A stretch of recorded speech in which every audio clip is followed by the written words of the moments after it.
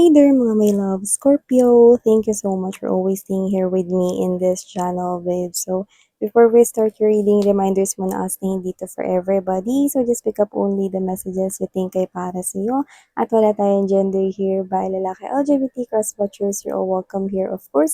And at the end of the day, you always have your free will na free mo rin namang gamitin. So, hi and hello there, new subscribers. By the way, my name is Yan. Welcome tuloy kayo dito sa aming community at sa mga retaining viewers and subscribers. Thank you for your warm love and suporta sa aking life's journey. So yeah, we're gonna take a look at your July 2024 Scorpio. So we're gonna get this reading. We're gonna use two decks, no? At i-shuffle muna natin both before we start reading ang inyong messages. So let's begin.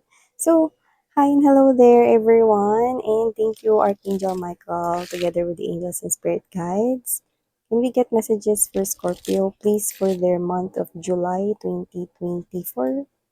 Scorpio, this reading is for Scorpios, July 2024. Can you please show me what do we have here for Scorpios, July 2024, please? Scorpio.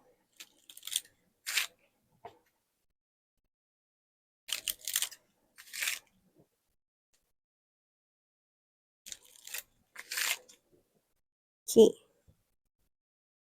We're gonna shuffle na rin this deck right here.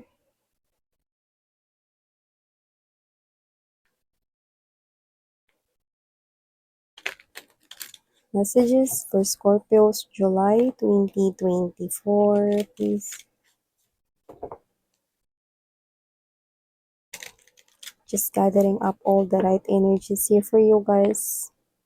Just take how this resonates, alright? So let's see.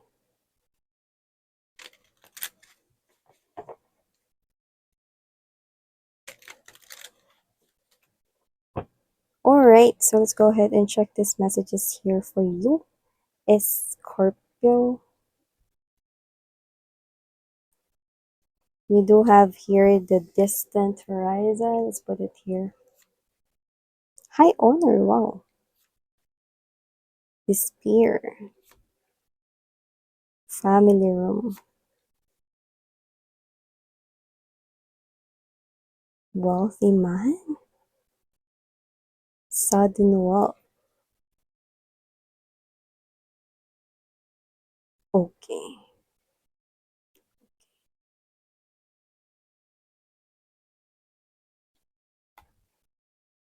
Girl with a snake.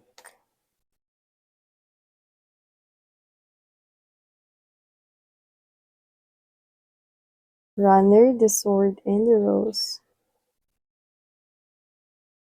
Mirror. Hammer. Okay. Let's put it here. I love that the hammer, the dragonfly, and the butterfly, no, is nandito. So you could be seeing, no, I just saw 333. So maaring nakakakita kayo ng threes, number threes, or angel number 333s a lot. Sa phone ninyo, sa clock, or everywhere. Might be sa mga plate numbers ng mga sasakyan, yan, or everywhere. Okay? But doesn't have to be just like how this resonates. Scorpio, I do see. Please be aware. There's someone here na may inggit sa inyo, and this person here is not being true sa'yo. No? So, nakikita ko rito na nagbabalat kayo siya at posibleng malaki ang age gap ninyo. So, posibleng ligawan ka niya or magka-interest siya sa'yo, pagmumukhain niya magka-interest siya sa'yo in love, pero bibiguin ka lang nito kasi may inggit siya sa'yo. So, nakikita kong mas matanda ito sa'yo talaga. Okay? So, yun nga, just take how this resonates. Pero I think kahit matanda ito sa'yo, no, may inggit siya sa'yo.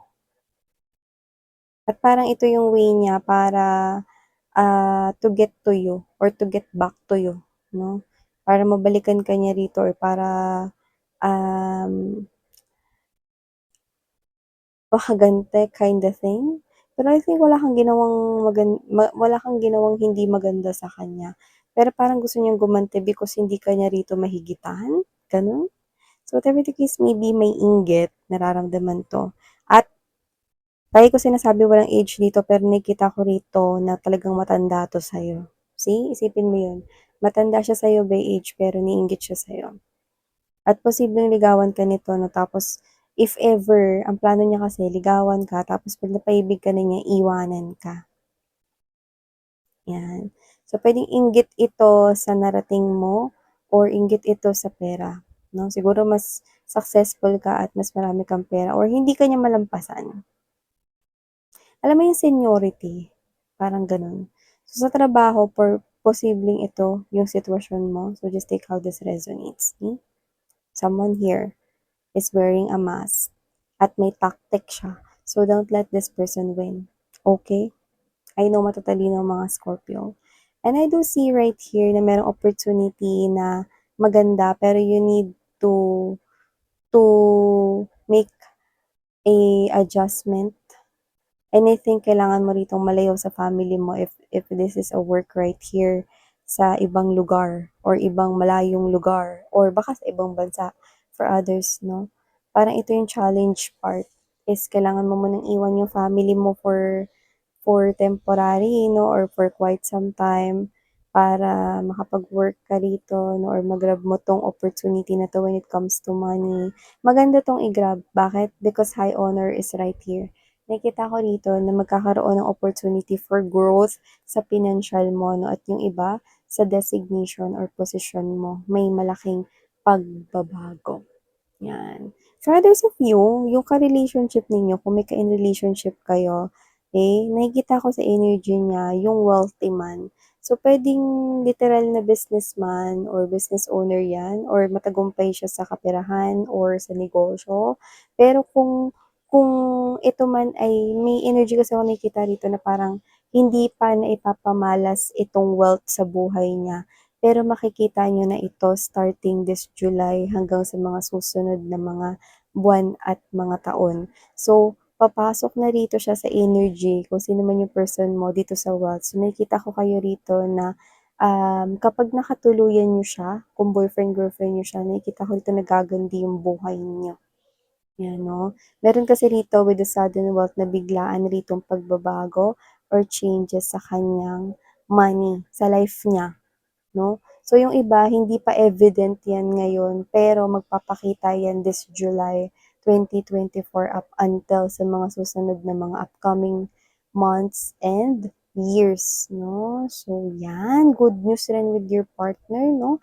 And if you are not in a relationship right now, I'm seeing someone new coming your way and this person here is matagumpay, successful at posibleng may malaking ipon or pinansyal 'no. Nakikita ko na itong person na 'to ay may pagkaseryoso pero 'pag kayong dalawa na lang Mr. Romantiko or Miss Romantiko 'no, at importante may respeto at hindi po siya bastos. So, nakikita ko dito na itong person na 'to 'no, kahit pa iparamdam niyo or ipakita ninyo or maging showy kayo sa feelings and emotions ninyo, hindi niya yun iti-take advantage sa'yo. This is someone here who is a gentleman or a gentlewoman, a nice guy, or a nice woman ito, no? And this person here is posibleng successful sa kanyang work or sa kanyang job or sa kanyang negosyo or sa kanyang career. So, nakikita ko dito mga babes na kung may problema man kayo Scorpio sa pinansyal, nakikita ko na magbabago na yan because nakakita ko dito ng opportunity. Someone here will help you get inside a job kung saan dun din yun sa pinagtatrabahuhan niya. Baka a friend of yours, baka you're looking for a job but you do not have any job right now. A friend is about to help you get in sa kanyang pinagtatrabahuhan and because of that, unti-unti mo na ritong makakabangon ka na. Mababayaran mo na yung mga inutang mo, no? Dahil meron ka nang napagkukunan ng money, no? At nakikita ko na magtatagal ka din diyaan. So, kung hindi yan manggagaling sa friend, nakikita ko rito na posibleng makita mo yan online. Alam mo naman na naglalabasan ngayon ng mga ads sa cellphone, pero isa na dyan ang ads, no, ng isang job kung saan ito ay legit. Alam mo mga commercial na legit, 'di ba minsan may mga ads na about Samsung, cellphone, mga ganyan, no, kung anong mga brand ng cellphone, iPhone, mga ganyan, no. So, dito nakikita ko na posibleng ang magpa-ads is yung mga website for jobs, like JobStreet or what else, Indeed, yan, yung mga ganyan. So, whatever the case may be, makikita mo dyan yung parang job kung saan magiging interesado ka, no? At nakikita ko rito na posibleng pinasahan mo na yan last month and parang ikaw to na, miss yan, pinasahan ko na yan eh. Yung nakita kong opportunity last month. Ngayon nga, hindi pa rin ako tinatawagan. Well, hold your horses, mga babes. Because I'm seeing that that particular specific company you applied for will suddenly email you, text you, call you, sa pamamagitan man yan ng online or sa text or sa phone call, that specific pinasahan mo will contact you and invite you for an interview and you're gonna ace all the interviews and you will get into that career yan, or to that job. Wow. And this is something here great because you're gonna stay there, Scorpio. Nakikita ko yan dun. At iba naman, posibleng ang tagal niyo na diyan sa pinagtatrabahuhan ninyo pero hindi kayo napapansin, 'no? Marami ng mga dumating din diyan ta's yung iba parang napansin niyo sila pa yung mas napapansin. Pero this July, there's something great gonna happen with you guys because there will be an opportunity na darating at samantalahin mo na yung sitwasyon na yan. Because nakikita ko na ikaw ay skillful diyan compared sa lahat ng mga empleyado or nagtatrabaho diyan. So, oras na para mapunta sa'yo ang spotlight. Alam mong magaling ka diyan, kaya fighting, 'no? Kunin mo na yung opportunity na yan, Scorpio. Yan. So, nakita ko dito na yung iba, nag-struggle kayo sa love life before or yung iba recently, nakipag-break kayo with your ex 'no, na in-involve kayo sa isang ahas, I mean, sa isang third party na someone else 'no, at bigla siyang tumakbo 'no, palayo sa koneksyon ninyo at bigla siyang umalis, ginost kayo at nawalang parang bula. At nakikita ko dito 'no, na kayo ito na natauhan na ngayon. Eh, sa ginawa ng person niyo na 'yan. Yung iba kasi sa inyo posibleng blinded kayo with love, 'no? At posibleng kahit na na-notice niyo na yung red flags na yun sa kanya, just to make that person here stay with you, hindi kayo nagsalita, hindi kayo umimik, pero ang nangyari ginost niya kayo rito at ngayon gising na gising na kayo. So nakikita ko dito alam na alam mo na yung katotohanan with the rose, and the sword and the rose right here. And I do see that this is you, wala ka ng pakialam ngayon sa tao na yan, 'no? Pero bakit nga ba siya lumalabas diyan, Miss Yan, sa aking reading for July? Kasi tatawag siya sa'yo. Puwede kang i-text niyan, pero nakikita kong tatawag yan. At 'pag tumawag yan, walang kakuwenta-kuwenta yung tawag kasi ganito yung mangyayari diyan, eh. 'Pag tumawag yan, 'di ba sasagutin mo, may hangin, hindi yan magsasalita. Pero naririnig mo yung background niya, may mga nag-uusap, 'no?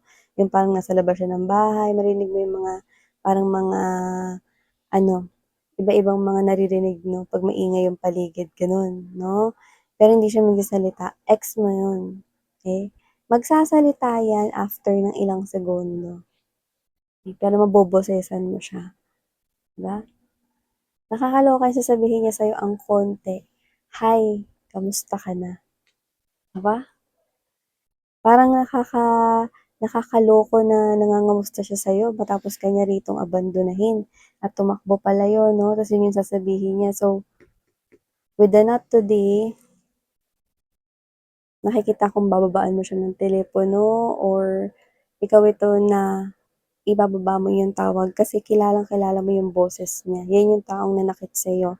Yan yung taong in-avoid lahat ng mga text, 'di nag-reply sa mga tawag mo, ang dami mo na, flinad mo na siya ng mga messages before 'no, kahit galit na galit ka at kahit na masakit yung ginawa niya sa'yo, pinilit mo pa rin na parang gusto mo siyang kausapin noon tapos ngayon tatawag siya sasabihin niya, "Hi, kamusta ka na? Yun yung pinaka nakakatawa na nakakainis na maririnig mo sa buwan ng Hulyo. Pero, yun nga yun, Scorpio, no? I'm saying you that you have this type of energy that once you ended it, tapos na talaga. Okay? Just like the death card energy, Scorpio energy, that is your energy. Once it ended, end na talaga. Diba? And because you're going to these beautiful changes, the dragonfly, the butterfly is an indication of strong changes in your life, Scorpio. And this is you with the camera. You're gonna reassess your life and you're gonna see na mas okay ka na wala yung taong yan sa buhay mo. Okay? You will realize that na siya yung chain na kadena na nagbablock sa mga blessings mo in life, no? Pero dun sa kadena na yun, nakawala ka na. Okay? Kaya no longer ka nang babalik dun. I'm seeing you that you're gonna love again. Okay? Especially iba sa inyo na in love na kayo ngayon with someone na ang ganda nga ng nakita natin sa kanya. No, yung aura niya no is really glowing, and for others of you, this is a very good looking man, very good looking woman, and this person here is really having a class, no? At hindi siya mayabang ha, humble tong person na to. Okay? It's just that yung itsura niya is very finesse. Parang yung iba mahinhin if this is a girl. At nakikita ko rito na parang nasa blood niya talaga or nasa daloy rin ng energy niya na magiging matagumpay siya. Nakikita kong pride siya ng family niya. Yan o. Nakikita kong very proud ang kanyang family sa kanya. Okay? At maraming mga pagbabago ang mangyayari sa buhay ninyong dalawa. At nakikita kong magtutulungan kayo sa negosyo. May negosyo kayo rito, nakikita kong standing ng mga maraming taon, no? Or mananatili yan. Kung nagsimula na kayo, mananatili yung negosyo na yan na nakatayo hanggang sa matagal na panahon, no? Parang kagaya ng mga ibang mga negosyo na naitayo, 1984 pa, mga ganun. Or whatever the case may be, nakita ko rito na magtatagal yung negosyo ninyo. At nakita ko rito na isa sa mga clue para malaman mo na itong person na to no, is yung tinutukoy ko. This person here is someone who values time. Okay? Hindi yan nalilit. Importante sa kanya ang lahat ng mga usapan. No?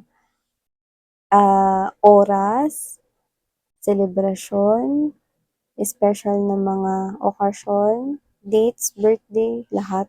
Alam niya yan. Okay? So, nakita ko rito nitong tao na to no, ay hindi nakakalimot. At saka itong tao na to yung pagpapahalaga sa oras. At alam niya kung paano mga babes no, i-manage ang financial niya really well. No? So, nakita ko na itong tao na to no, is someone here na, yeah, I must say, mas mature siya sa'yo. Pero nakita ko rito na ah ipaparamdam niya sa'yo, no, na ikaw yung kanya ritong partner at ready siya ritong gawin ano man yung sasabihin mo as long as it will benefit the both of you at magiging happy ka about it. Yun ang nakikita ko dito. Wow! So I do see that this is you. You're gonna reflect your life 3 months from now or this July or after meeting this person here, and you're gonna see that your life is something iba na ngayon, different na ngayon, and you will no longer go back to the life you used to have before. Because that is syongit, diba? Wow! So I'm seeing you going after here of whatever you want, and I'm seeing you saying yes to this person right here. Thank you so much, Scorpio, for your time here, babe. And Sarang ngayon, love and light. Annyeong.